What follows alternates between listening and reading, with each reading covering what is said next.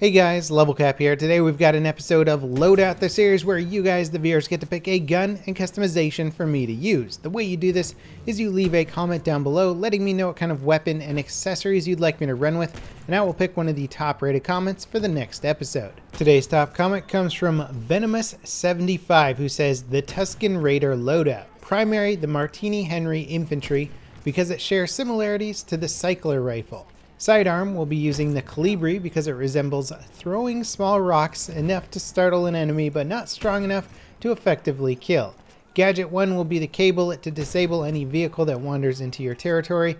Gadget 2 is the Trench Periscope so you can keep an eye on your targets and know when to strike. The grenades will be smoke grenades for use as cover in either preparation for an attack or escape if overwhelmed by foes. Melee will be the Trench Mace because it somewhat resembles the Gappy Stick, a brutal melee weapon used by the Tuskens." And then he goes on to say, "You are a fearsome savage known as a Tuscan Raider. Try to play as the Ottoman Empire on the map Sinai Desert. Be aggressive with this class and ambush your enemies when they least expect it. If you become overwhelmed, use the cover of your smoke grenade and the Sandstorm to flee, but be sure to return in greater numbers." Now, even though I've done a few Martini-Henry loadouts before, I couldn't really pass up a Star Wars themed loadout. I've got Star Wars on the brain recently. It just got Rogue One on Blu-ray. The new Star Wars Battlefront 2 game has been announced, and I'm pretty excited for that.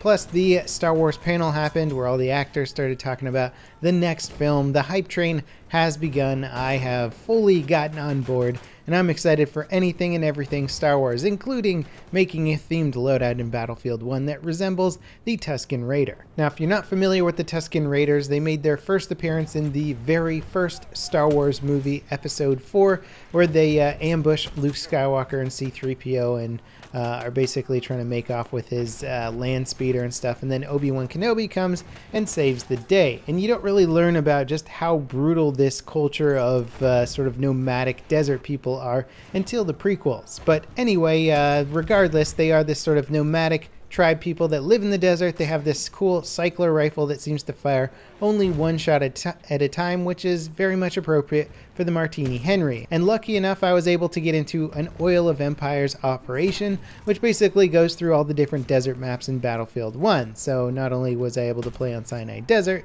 but I was able to play on the other maps as well. And it looks cool. I like playing with this weapon in the desert. It's great for dune fighting, as you can sort of peek up over a dune, take your shot. If you miss it, then you just duck back down. If you hit it, you can still duck back down for the reload. So you only have to expose yourself for the very short period of time in which you want to take your single shot. So since this isn't a weapon that you want to take a shot and then just sort of stand around being exposed while reloading, dune fighting is perfect. Now, the Martini-Henry absolutely can be viewed as a skill cannon. It's not an easy sniper rifle to use, but once you get the hang of it, you can absolutely dominate people.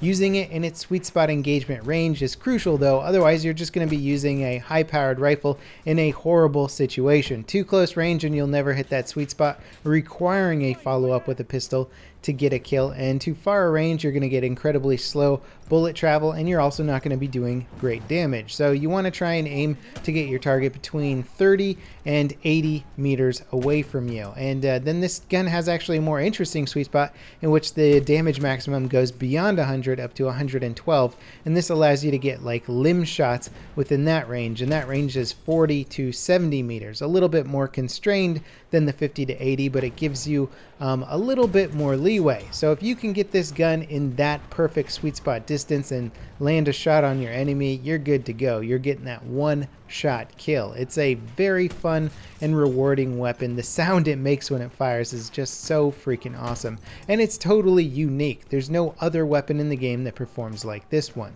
And with the most recent spring patch, there is now a new variation of this weapon, the Martini-Henry Sniper. Personally, I'm not a huge fan of the sniper because the magnified optic I don't think is that useful for the general engagement distances that you'll use this weapon. It can be fun, but adding scope glint and stuff like that to your rifle when you don't really need it, or at least when you're used to the iron sights, I feel is somewhat unnecessary. I've become so comfortable with the iron sights of this weapon that adding a scope onto it just feels a little bit cumbersome. Now, getting the follow-up kills with the Calibri is pretty hilarious with this weapon. It's not that hard hard to get Calibri kills when combining it with a powerful bolt-action rifle in close quarters. Often you don't hit the sweet spot and you do a good 80 damage to your opponent and need to finish them off with your sidearm. The Calibri is still funny and fun to use. Not a good pistol, obviously. It's pretty much objectively the worst gun in the game, but DICE put it in there as more of a joke, and it is fun to get kills with it because there's nothing more insulting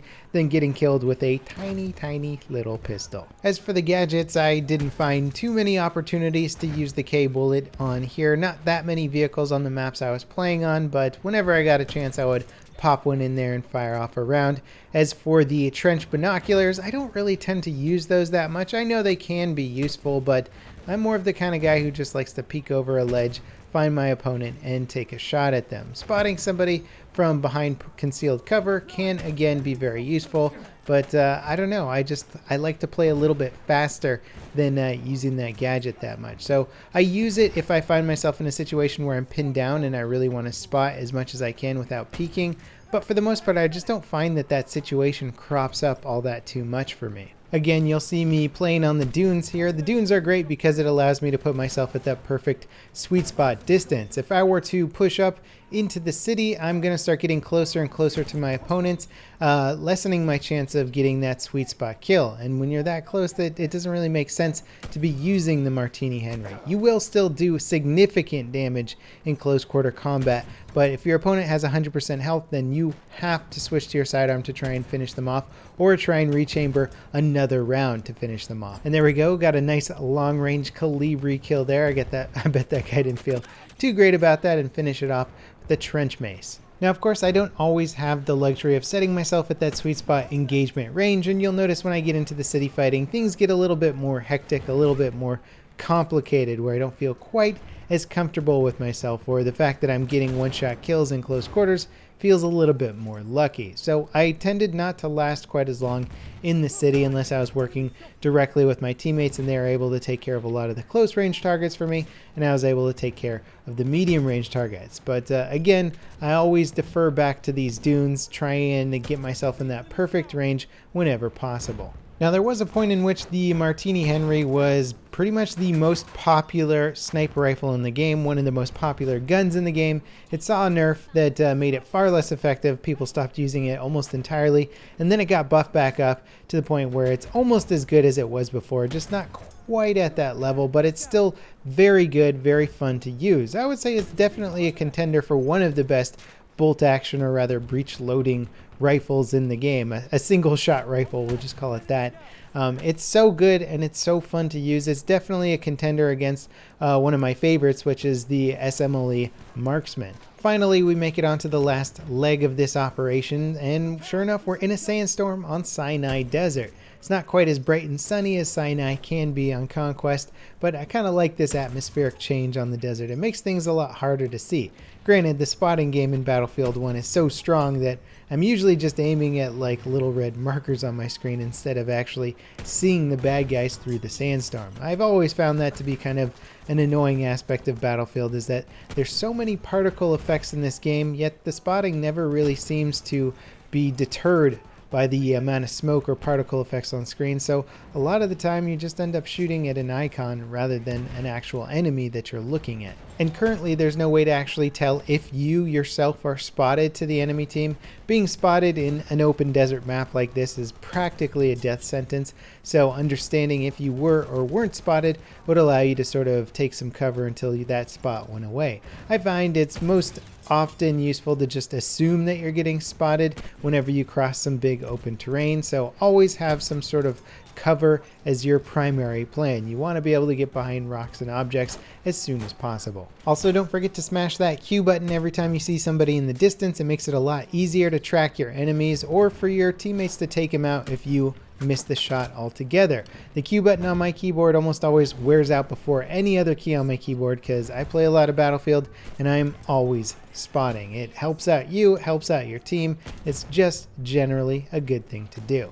Anyway, that wraps it up for today's episode of Loadout. Don't forget to leave your comments down below letting me know what kind of loadout you'd like me to run for next week. And as always, I'll see you next time. This is Level Cap signing off.